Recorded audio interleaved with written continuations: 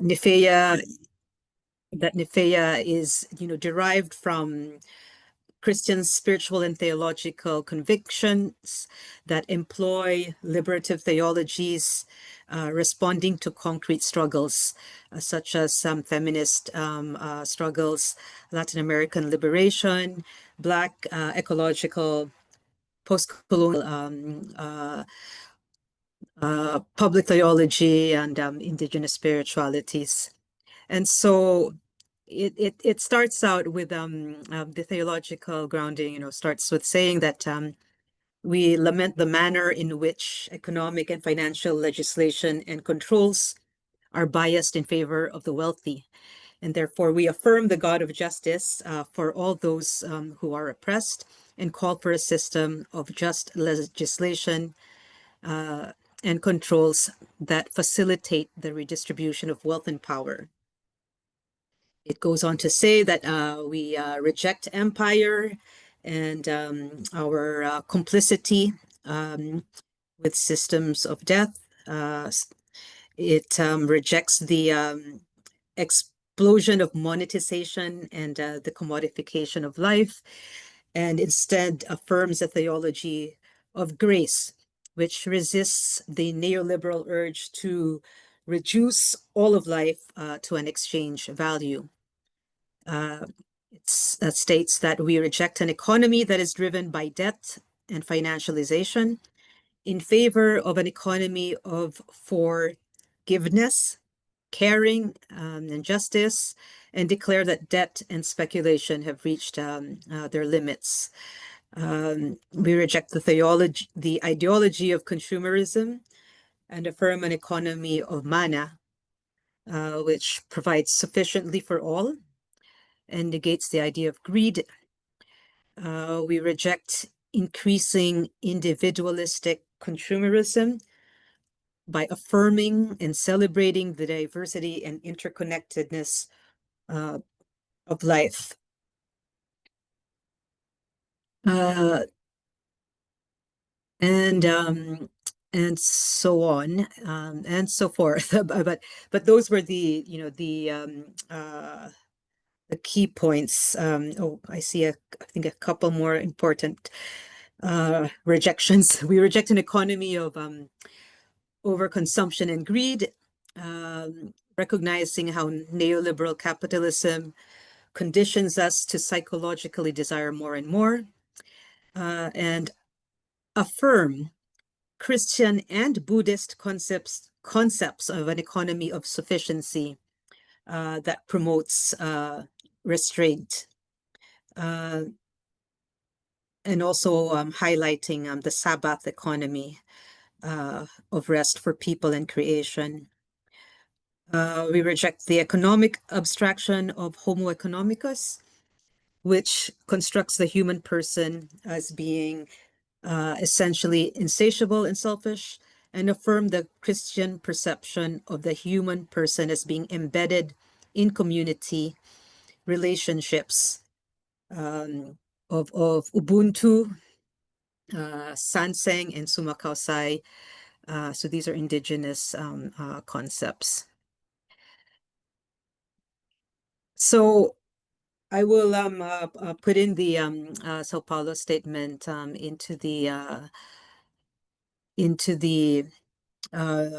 chat box, but that is just to just share the theological grounding of Nifeia. After that meeting in 2012 in Sao Paulo, there was another meeting which the idea was to produce a kind of action plan that is founded on the Sao Paulo statement. And this document is called Economy of Life for All Now, an Ecumenical Action Plan for a New International Financial and Economic Architecture. And this document looks at three areas. It looks at the financial sector, because this was very much following the financial crisis, and so it outlines areas of actions, particularly with a view to regulating the financial sector. That's one area, but also it looks into this whole area of public finance and debt. And the third area has to do with global economic governance. And so I guess what might be important to note is the NIFEA focuses very much on systems and particularly the global financial and economic architecture. So since 2013, as part of this initiative, we have been convening a capacity building program that is targeted at church leaders, but also at young activists in the church. And the aim of this capacity building program, it's a 2-week, roughly a 10-day program,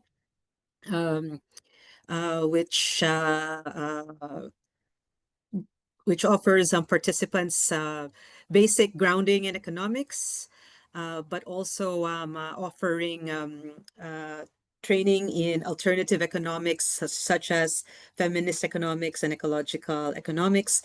It also offers advocacy tools. And so really the aim is to equip our churches with the kind of the languages, the tools and the languages to be able to advocate for changes in the global financial and economic architecture. And so we've been running this annual program basically since I think 2016. Also, as part of NIFEA, we have a couple of campaigns. And the first campaign is a campaign for tax justice. It's called the Zacchaeus tax campaign. And of course, it's named after Zacchaeus, the tax collector.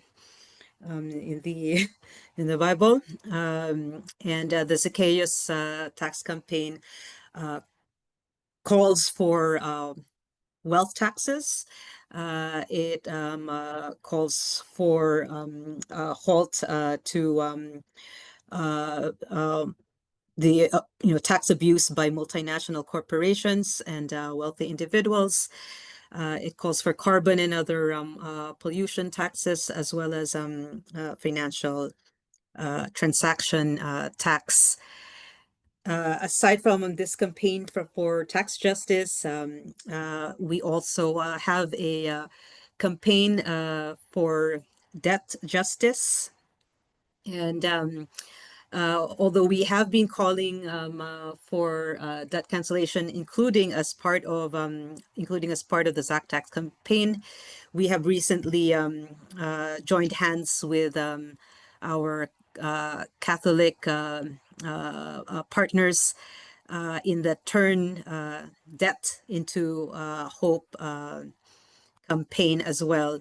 And this Turn Debt into Hope campaign was actually just launched in early this year, and it has kind of 3 basic calls, which is to, first of all, to cancel and restructure unjust and unsustainable debt immediately and without harmful policy conditions.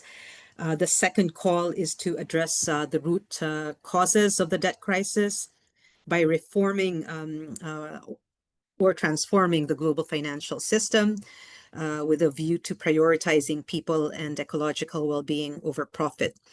And the third call has to do with establishing a transparent and just debt framework, under the United Nations, specifically a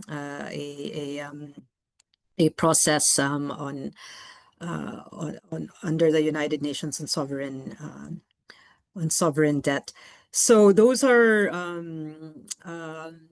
the two campaigns that we have, and what else?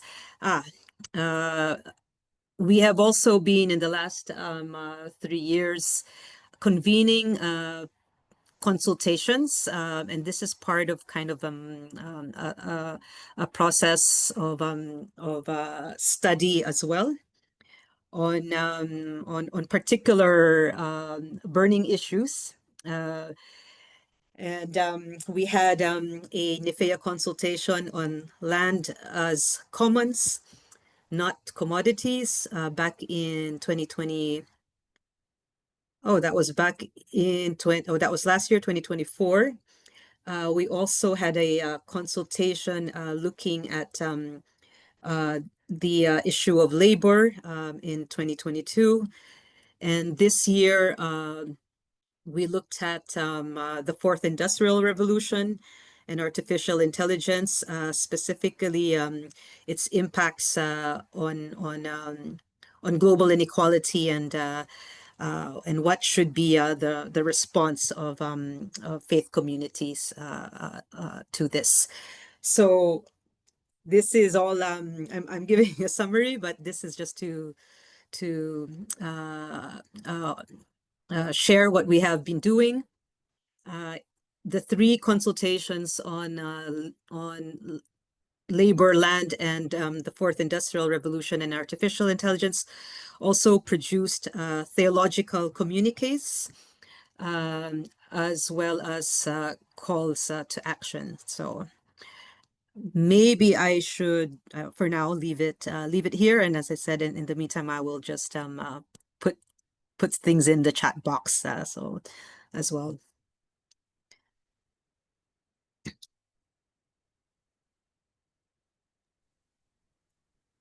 You, Athena. I look forward to a lot of things arriving in the chat box, and being able to go into a little bit more detail then subsequently on everything you've expressed. Does anybody have any immediate questions that you'd like to address to Athena on what she's said? This is Pamela Haynes from Philadelphia. Mhm. I'm curious about what you're pleased with and where you see your messages resonating. Yes, thank you. Thank you for that question. And I think this is always part of the struggle, since we also have been, as part of this process, for instance, joining some UN conferences, for instance, the Financing for Development Forum in Seville this year. But we also participate as well in the Civil Society Policy Forum of the IMF and the World Bank. And we also draft letters that are addressed to the G20. And I think we have been amongst it. It is really from our churches that we, I guess, that our messages are being heard. And sometimes it does take time, but we have a growing number of churches engaging in both our in campaigns for tax justice as well as for debt justice. And of course, I think in terms of building the movement amongst our churches, I think we are gaining ground, and not least because also because of our capacity building program. I think as well that there are moments when our messages also are especially appreciated. And this was, for instance, during the pandemic, when we also came out with a reflection, a statement on calling for an economy of life in a time of pandemic. And here we really felt that the churches were looking for such a message. It was very well received. And there was also a lot of hope back then that the pandemic was going to be like the turning point, and that we would learn our lessons and build a much more just and caring and sustainable economy from following the pandemic, which hasn't, unfortunately, it's back to business as usual again. And so this is, I would say that uh, we are, I think the reception from some of our member churches, is what I gives some, impetus and energy to this campaign. And in some ways, in our advocacy work, I think we are also beginning to see a little bit of I think it's starting to bear some fruit, although we would have to say that that of course, whether it's the discussion, the ongoing discussion for a UN convention on tax. Of course, this is not just merely the result of this campaign, but it's because we have been joining with other civil society as well in calling for tax justice, and particularly calling for such a UN tax convention. So I think that there are some successes, and I think the UN tax convention is one of them. I think our campaign for debt cancellation is also starting to bear some fruit. It's in the sense that it is very, very much on the agenda of for instance, not just at the UN, but also the G20 gathering this year. But also we are seeing, including in the climate conferences, there's a much greater understanding that that you can't really have climate justice without debt justice, without tax justice. So I think we're beginning to shape the narrative, even though the changes are not quite there yet. And again, having said that, it takes a village, and I think when we as faith communities also work together with civil society organizations on this, there's much more impact. Thank you. Yeah, for that question again.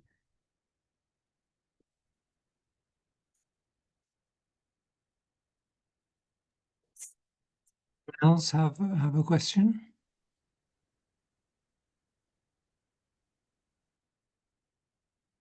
While you're thinking about your questions, following on from what you just said in response to Pamela,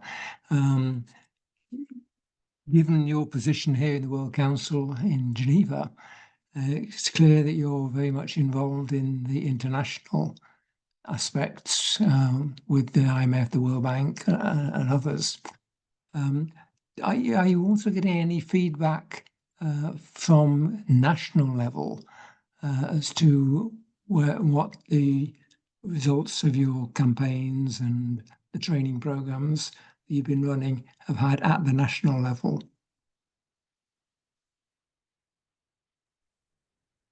Yes, and at the national level, we take, for instance, the issue of tax justice, and there have been, some churches, particularly churches in Africa, and I would name, for instance, Kenya, Zimbabwe, and South Africa. Zambia, as well as some of the some places where the national churches are picking up the so this campaign, for instance, for tax justice. And I guess because we as WCC, we are global. I mean, what we can do is at least offer some resources for the national churches to take forward some of these issues. And for us, it's a sign of success if a church runs with a particular campaign. I think we might have, as I said, we've had some success in Africa, and maybe to some extent we also have some response from churches as well in Latin America. Couple of them also on the ZACTAX campaign. So not as much success, I would say, in Asia, except perhaps for India, where the National Council of Churches in India has also tried to organize a gathering on tax justice. So yeah, we have some examples, but there is definitely room for improvement, I would say, yes. I see Ro from Canada. Thanks. This was really interesting to hear, and I'm curious about following up near the end of your conversation a little bit about how we merge the faith community side of this conversation with the rest of civil society. So I live in British Columbia on the far west coast. Our issues are largely working on the debts and the reconciliation that we need to do in our own country first around inequality, around economics. So that's a big issue for us. Although I'm really thrilled that you're connecting with the Jubilee campaign, but it's the same campaign in some respects they had 25 years ago at the last Jubilee around debt and around South and North and the inequalities. But my biggest curious thing is, how do we take this message and find the way to convert some of the language so that the not coming from a faith perspective language doesn't turn off. There's lots of environmental keen folks here on the west coast of Canada.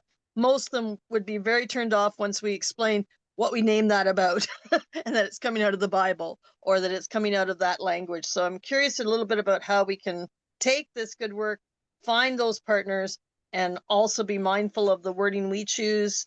Even as friends, we don't use some of those words as often, right? So how do we make it be clear that it is beyond a biblical referencing, right? I'm just curious if you've had some efforts to try to do that, or strategies to get, say, the young people out who aren't going to come out if they think it's going to be, here's my Bible quote about why we need to figure out debt and taxes.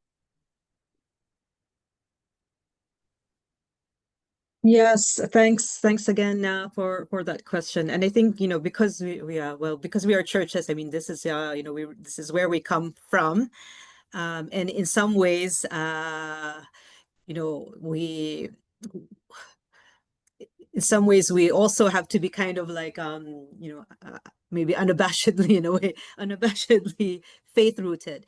On the other hand, I think the calls themselves are, I think if we can agree on the calls and the calls are very policy, oriented. It is not, it's not based on scripture as such. Perhaps perhaps the title of well, the debt cancellation campaign that we are pushing since this year, it has a more it is the Jubilee campaign, but we call it Turn Debt into Hope. And the idea really is also to gather more partners. And I think it really is, depends on which spaces we are. In the spaces where we really need to put on our faith hat, we definitely do so. And when we are working with civil society, we focus on the calls. But having said that, I still feel that that uh, that that there are civil society groups out there that are also really happy to work with faith groups. And maybe particularly in countries where really the bulk of the majority of people really come from a particular faith tradition. It For them, for some of our partners, they actually are appreciative of the fact that churches are doing work in this area, and they feel that we have also a role in mobilizing communities. Of course, this will differ from country to country, but in say predominantly Christian societies, and certainly in the context of Africa, it's very helpful to actually put on your faith hat, and so I think the strategy will differ according to where we are doing our mobilization, and also where we're doing our advocacy, and in the spaces such as the UN and the IMF and World Bank. Of course, we focus much more on our calls than the theological basis for why we are doing this. But sometimes we are specifically asked in these meetings, what is our theological basis? And so we're also happy to accommodate those questions as well.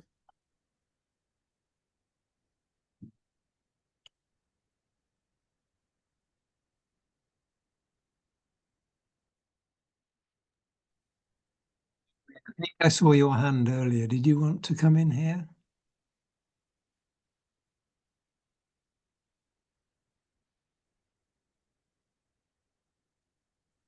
Were you talking to me, Ron? Yes, I thought a few minutes ago you were looking as though you wanted to say something. Yeah, but I see Phoebe's hand, and so I'll let Phoebe go ahead. Okay, thank you. I hope you'll get a chance, Rory. Yeah, just many churches have a lot of wealth here in the north, and Quakers too. It's about the investment policies to start with. I'm sorry Arne isn't on this call because he's also campaigning. I don't know a lot. Maybe someone else can fill in a bit for Anthea about his approach and how that fits in. But gosh, we have church commissioners and all kinds of people dealing high finance. And it's how do we influence them, please? Thank you so much as well for that question. And actually, as part of our Zacchaeus tax campaign, yes, we do have all of these calls for global tax reform, which are perhaps more addressed to governments and corporations. But we also have some that are addressed to churches. And we indicate there that, as churches, we also, have to align ourselves with the principles behind the Zacchaeus tax campaign. And this means also transforming, looking into and transforming the way we invest, for instance. But also we have also, as part of the Jubilee campaign, which talks about it's about debt cancellation, but it's also about land restoration, and so we have also been getting questions around how if we as churches also practice the Jubilee principles, and it is, it also, for instance, perhaps has implications on also on our assets, including land, and again, there are some, as you mentioned, wealthy churches, and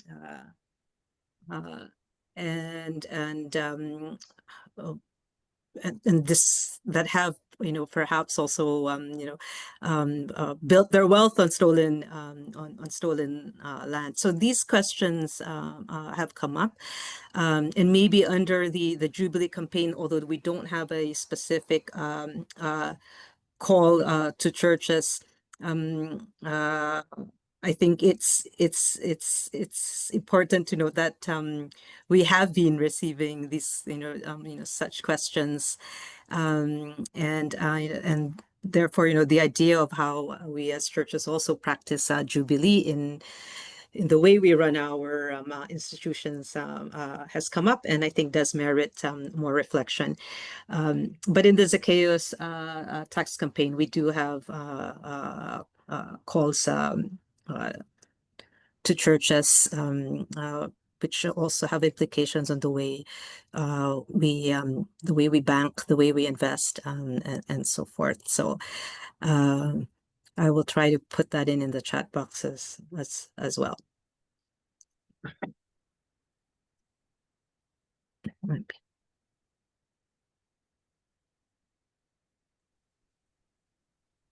You, Rory?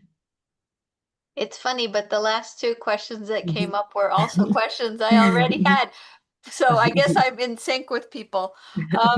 But I did have a third question, which was about the calls. And I think maybe this is kind of a bridge question to the next part about the interfaith work that you do, is how does that come about? Do they come from the member churches? Does your executive council come up with these? Like, what's that process for you to develop this call from beginning to end? Thank you. Okay. So for the Zacchaeus tax calls, this emerged from a consultation. So we convened a meeting on tax justice and reparations in Durban back in 2018. And it was from this meeting that we built and developed the calls, for instance, of the Zacchaeus tax campaign. For Turn Debt into Hope, we also first had a series of online meetings. It was quite informal. A bunch of faith-based folks, coming together to help form to first of all discuss the need for another kind of Jubilee campaign.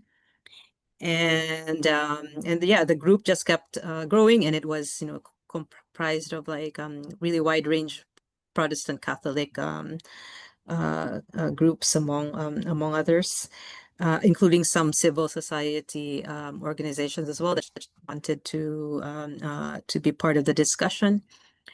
So we did develop some calls from that group. This kind of this group of we called ourselves the Global Jubilee Committee for informal. But we but at the same time, our Catholic counterparts also had a much more formal process. And I think they also convened a meeting, and so the initial calls that were developed by this more informal group that was meeting online was then kind of refined a bit by this when the Catholics had their meeting, and finally we came up with a Turn Debt into Hope. The 3 Turn Debt into Hope calls as kind of our common starting point. But if we had additional calls that were not part of the Turn Debt into Hope calls, of course this was totally fine. But at least it was those 3 quite broad calls. So I think all of us could like agree on these 3 calls for for debt cancellation, for addressing the roots of the debt crisis, and then for a UN process to address the debt issue. So yeah, that's to give an idea of how the calls were developed. In this case, I mean, in general, we hold either a consultation or a series of online meetings.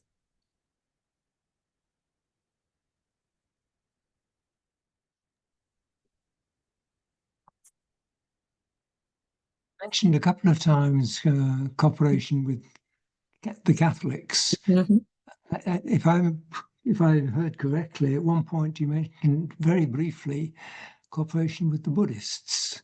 How did that come about, and have you been involved or thought about getting involved with any other similar faith groups, non-Christian? Yeah, so I think we're moving into the discussion as well, and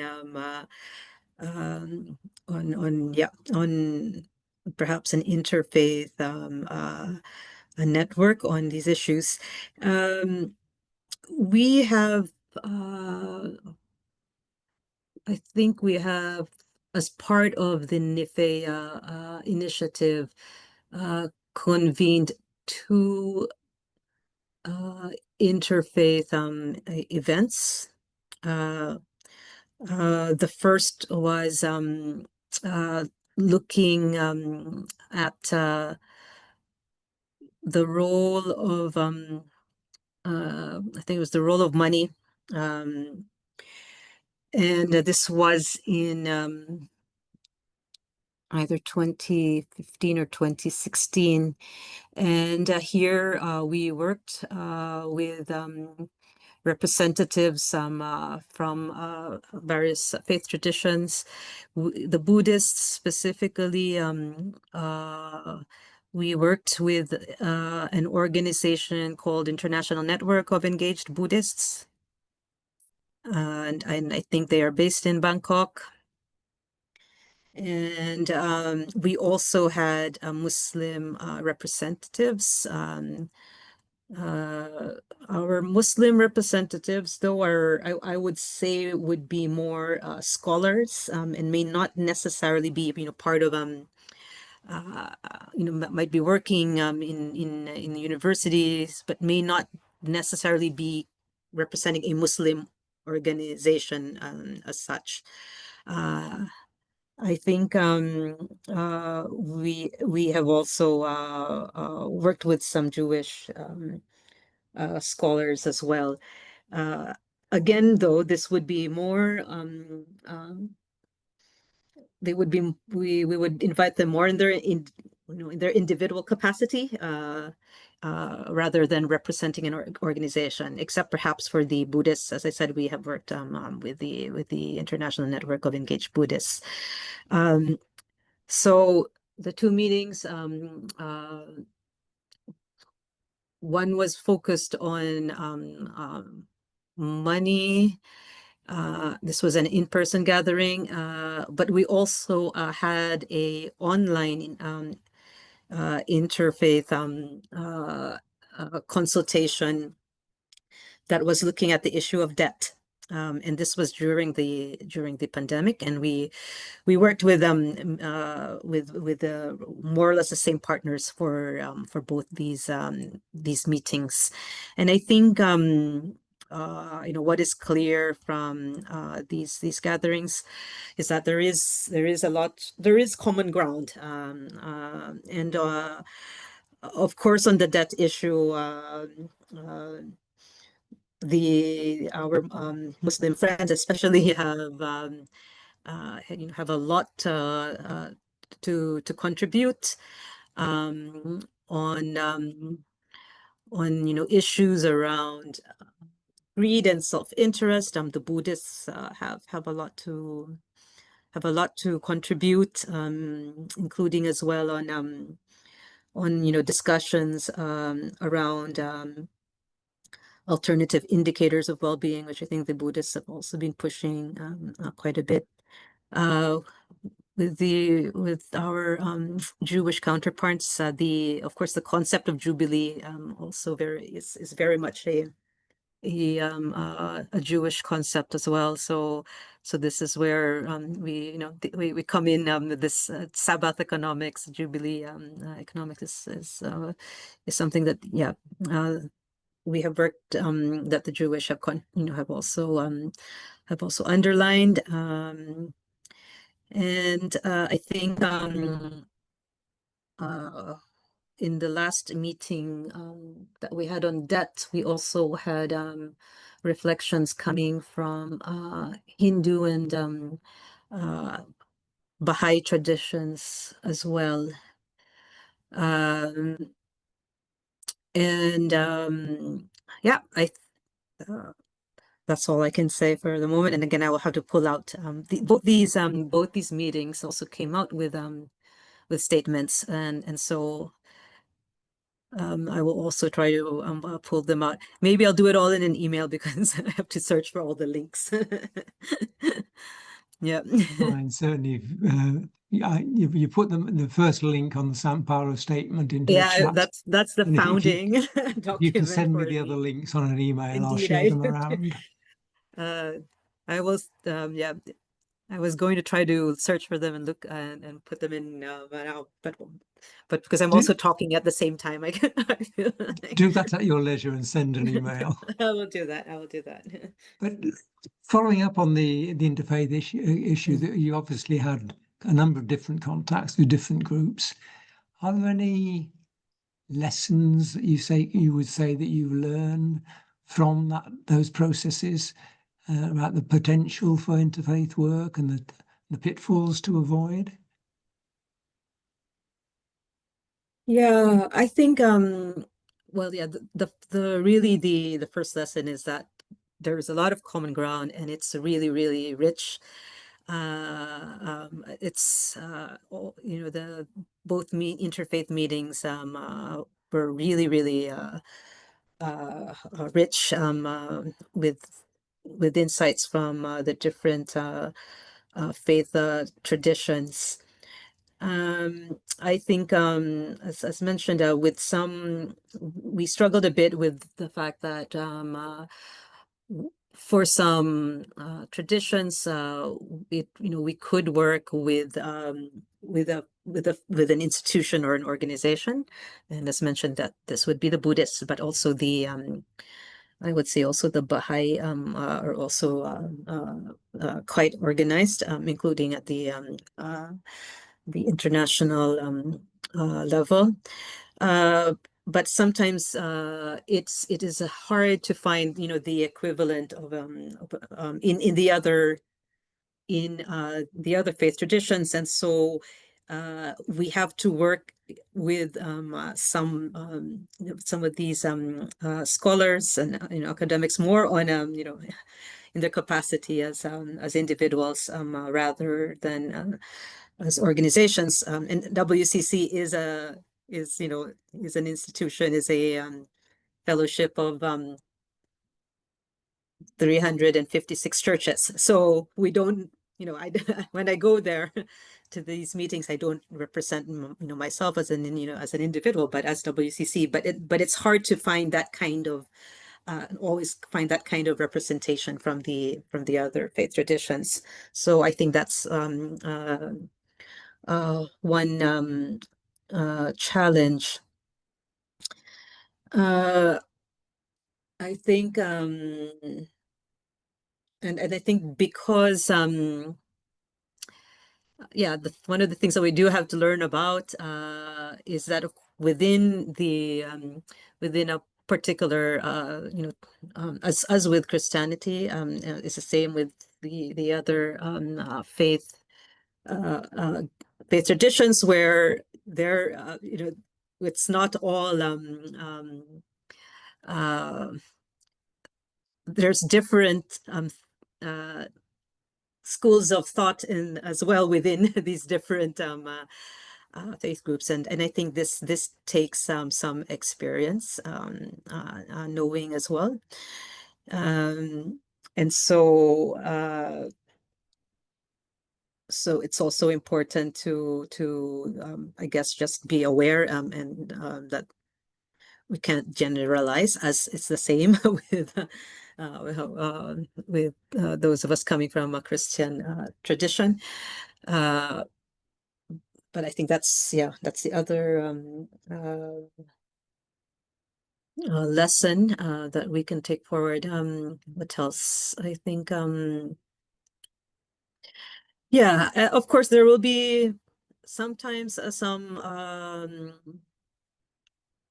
some areas of that where where we might not agree on within within NIFEA. We strongly push say feminist economics, that kind of alternative economy, which really recognizes the care work and done predominantly by women and the care economy. But at the same, the other thing that we also really feel as critical is also this indigenous understanding or indigenous visions of the economy, and for other faith traditions, this might be not as may not be as comfortable with both the feminist and indigenous perspectives of looking at the economy and proposing alternatives from feminist and indigenous perspectives. May be something that is not so that some faith groups may not be as comfortable with. So I think off the top of my head, those are some of I think some of the learnings challenges that I can share about.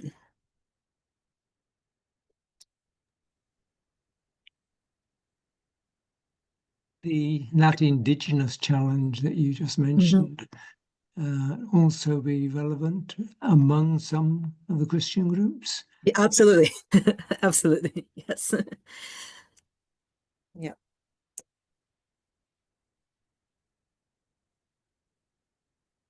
Anybody else have any questions or any observations, perspectives you would like to share?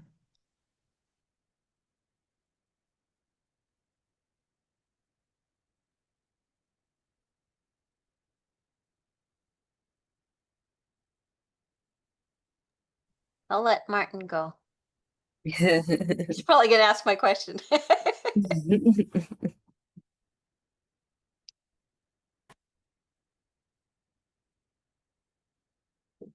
Oh, I guess he was going away. Is that what happened? Okay, well, I'll ask the question then. I did have, I guess maybe it's more of not to put Athena on the spot, but it seems that, you know, we have these societies which are so church-based, right? I mean, a lot of people are Christians. A lot of people consider themselves upstanding members of churches and, you know, for generations, and yet we still find ourselves locked into these systems of oppression and systems where, you know, well, we all know. And I guess I'm going to ask the very broad question, not just to you, but to everyone here, in terms of if people can come to agreement on what we should be doing, why is it that we're not doing these things anyway, if, you know, we purport to be followers of whatever faith system we're following?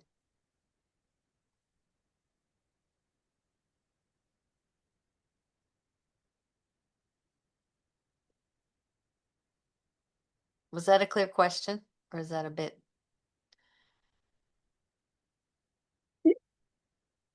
It's clear, but I think it's, as you say, directed at all of us. So we're not um, uh, going to attempt to respond. I think it's a question we ask ourselves, and we should be continuing to ask ourselves um, um, all the time.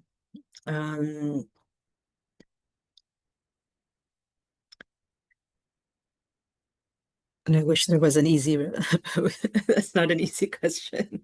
I mean, I guess I asked this Yeah. question because I'm thinking, well, maybe there's something that we're missing. Like there's this thing that we should be doing that we haven't traditionally been doing, and maybe that's like, I mean, I don't know what that is, but, you know, clearly if we've been like for generations saying from the pulpits, well, we should do this and we should do that, but it's not happening.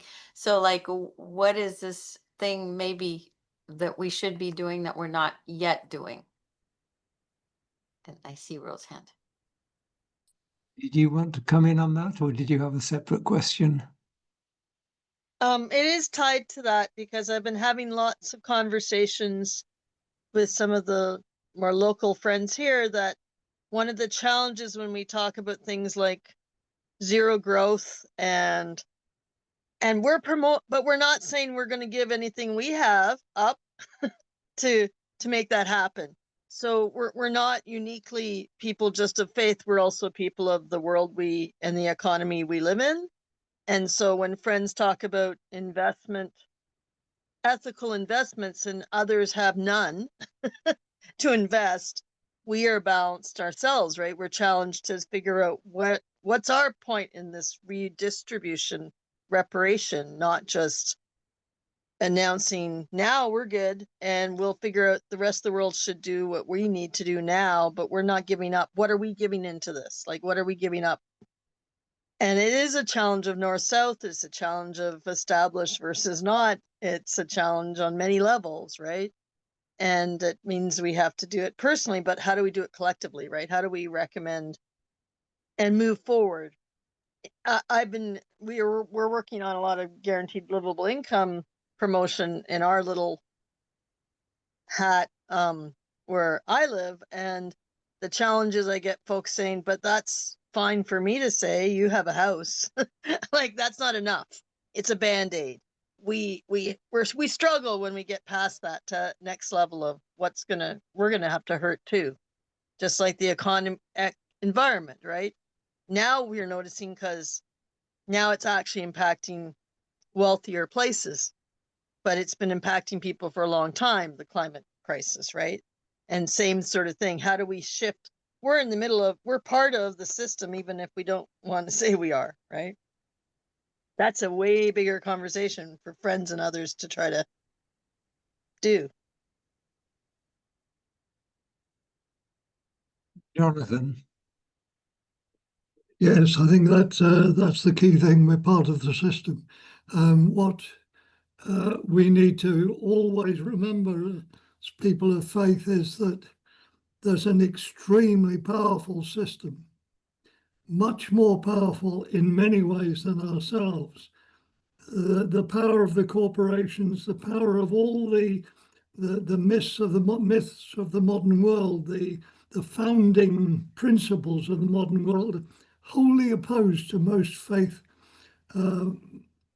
but they offer so much in the way of comfort, convenience, power, prestige, recognition, all sorts of things to people in the North and West anyway, that separating yourself from that is a full-time job, and it's a real struggle for people of faith, which is why I think faith has so often been squeezed out of the weekday world, and remains largely in personal morality. Sexual morality has an extraordinary hold on some faiths, as though it's the main part of what it means to be a person of faith.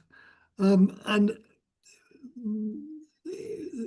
it's extremely difficult. The tentacles that wrap around you from the advertising and consumerist world are very, very strong. And really, it needs the faith communities to adopt a sort of genuine decolonization of the spirit, if we're really to have any chance of subverting the power of the modern world.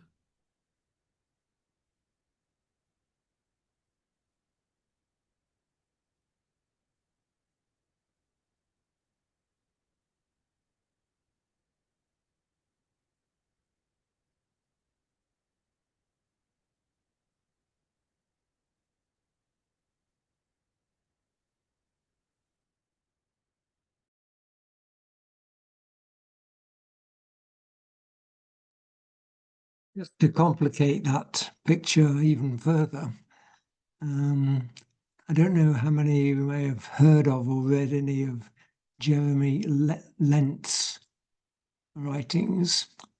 I just recently finished reading his book on the patterning instinct, cultural history of humankind. And he makes the case that in fact the mess that we're in at the moment in the world, in predominantly the Western world, is an inevitable consequence of the thought processes that developed in the human brain, and specifically monotheism, which is an interesting thought.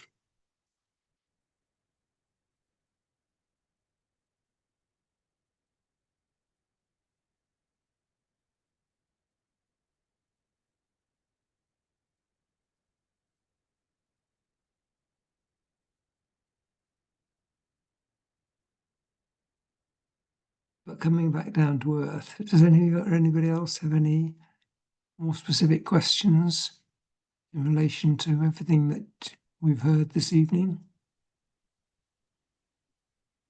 Rory.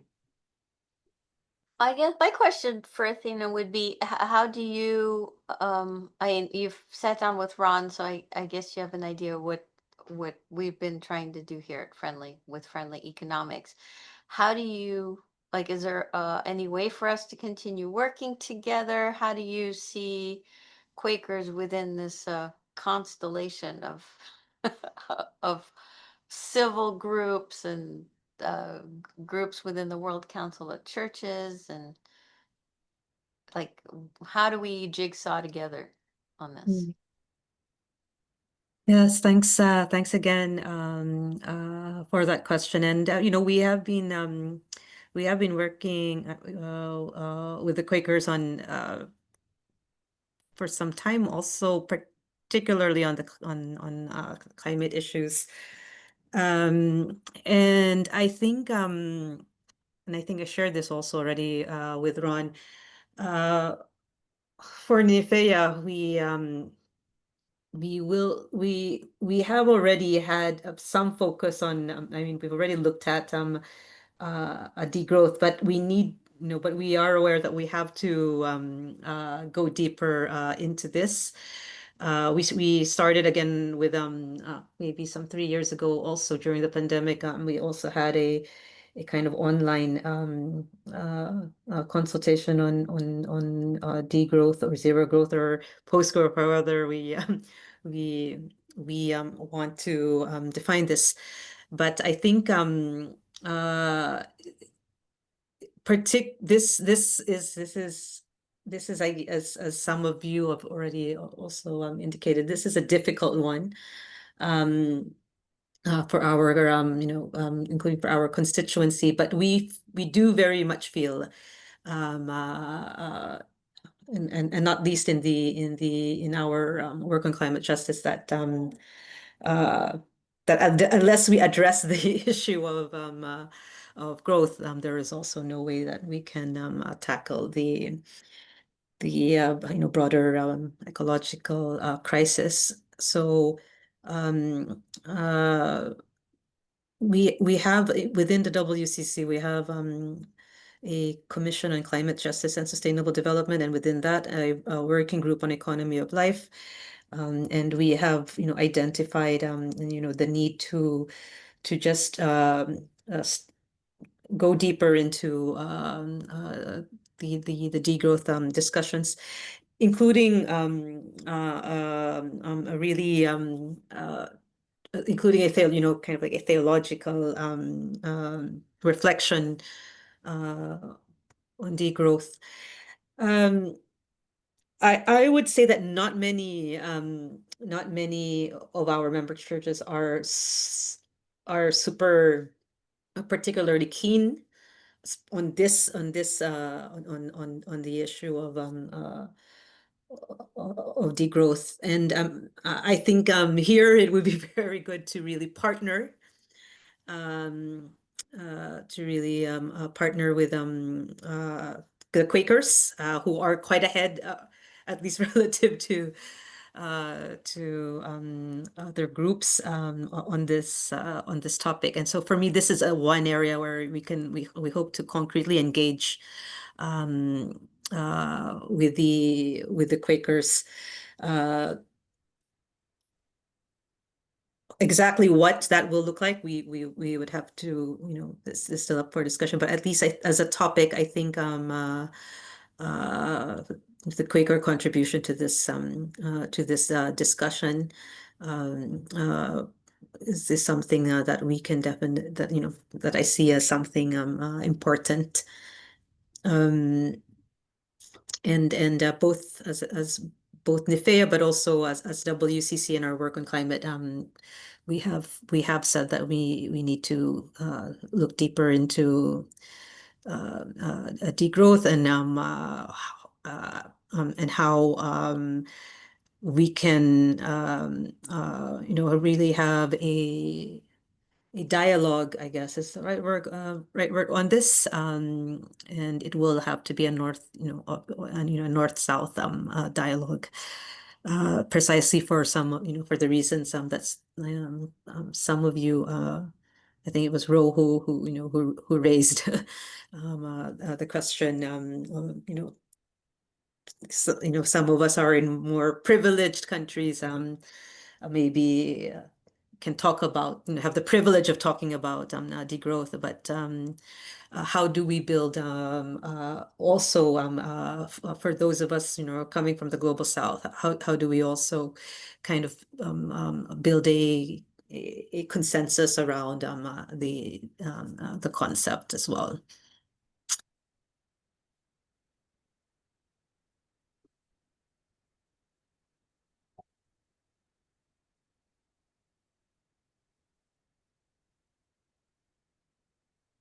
You mentioned that, I think it was in 2015 or 16, you'd done some work on money, the role of money.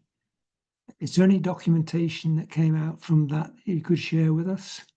Yes. There is also a short statement coming out of that, which I will share. And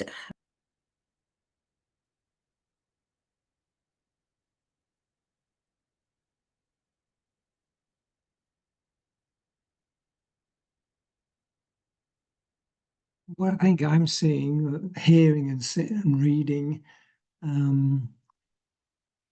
different sources is really focusing on two big issues. One is money, and the other is the other one that you mentioned earlier, corporations.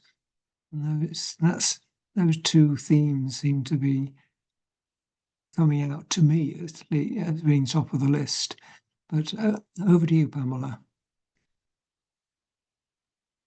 I'm just wondering, in the best of all possible worlds, how would you imagine a collaboration with Quakers? What might we be able to bring, and how might we be able to bring it?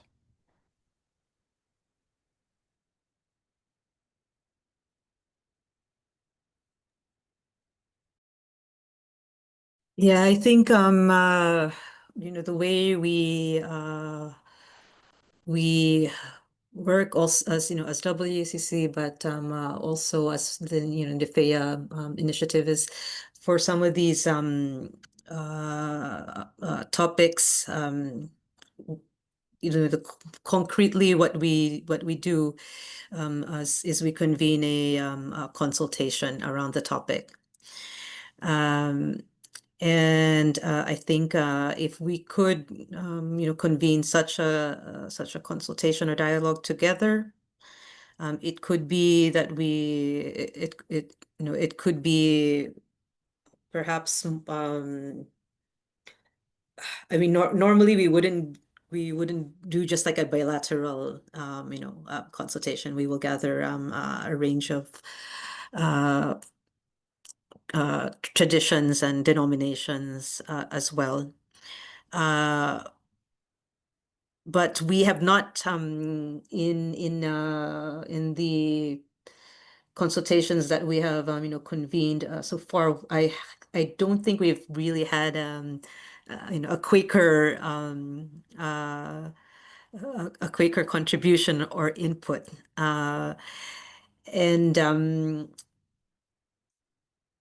and if we are going to do something on the topic of degrowth, I think here it will be critical. As I said, there's not many from the from our other from other church traditions that are as particular, as strong as the Quakers on this.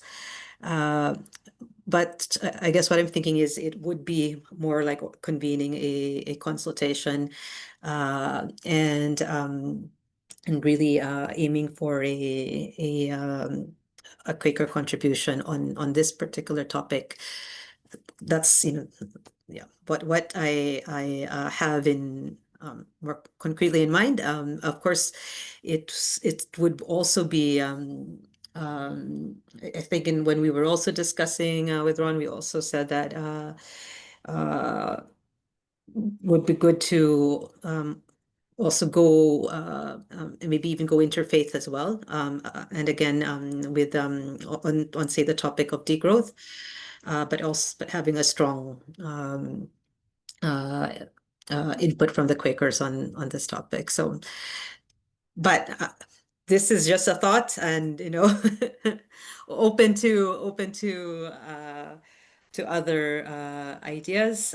Normally, when we do have such a consultation, we do come out with papers or a statement. So this will also be part of convening a consultations to actually have perhaps a study document that is contributed by the Quakers on this particular topic. Thank you.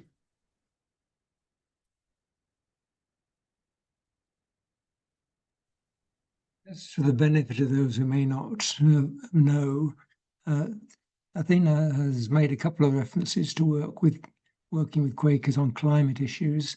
That, in fact, is work that they've been doing with CUNO in Geneva on the climate issues.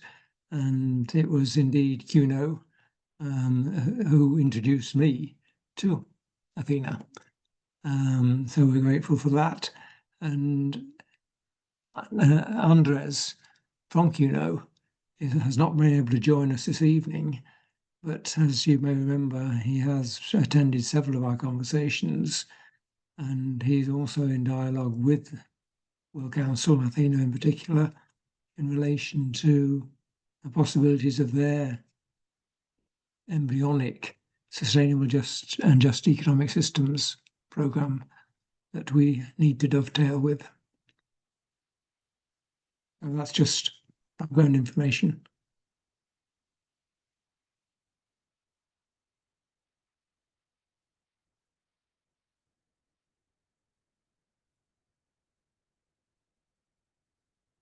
So I think Rory. Ron, I just wonder if there's a few people who haven't said anything in just to create a little space for them in case they'd like to come in before we finish up. Just to pop that out there.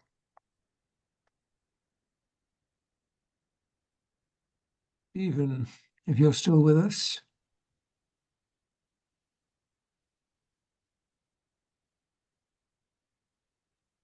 Yes, I am. Can't get the you've closed my video, so I can't reopen it. But anyway, yes, I followed this with interest, but clearly the big need for changing the money system and the big problem with how to reform the system as a whole, and the stock market is nowadays just one big casino rather than actually a source for raising money, and primarily it's for gambling. So there's a big issue there that's no longer fit for purpose. I think the pertinent question about how it's a very pertinent question about how we really get degrowth, because without redistribution, worldwide redistribution, we won't be able to have a no growth economy that is in any way just. So that's got to be on the agenda too.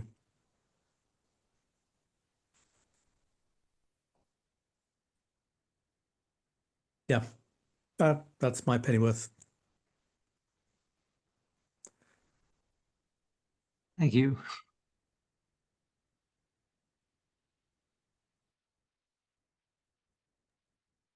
I don't think Charles had spoken. There's no pressure. I just thought I'd invite you in case you had some thoughts for us. Very kind of you. I'm a little bit under the weather. I've got a cold, so I've got even less, fewer ideas to bring to the table, but it's been an interesting talk. Thank you.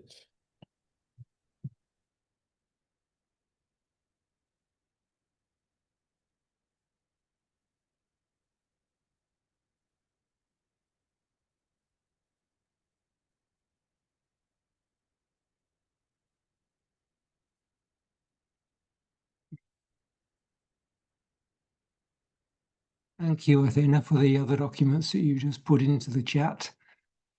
We have 3 there.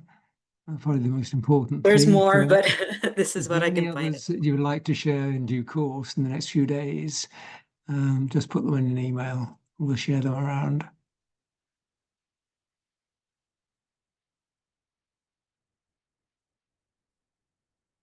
If no one else has any final questions or comments. I would just appreciate this opportunity. I did not know much of what I've heard today, so I'm thankful for the opportunity.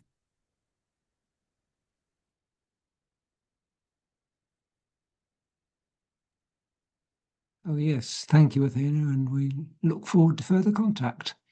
Yeah, I also wanted to say thank you so much as well. I've also not had this opportunity to share with your group so much. I really appreciate also this opportunity, and yeah, looking forward to more opportunities.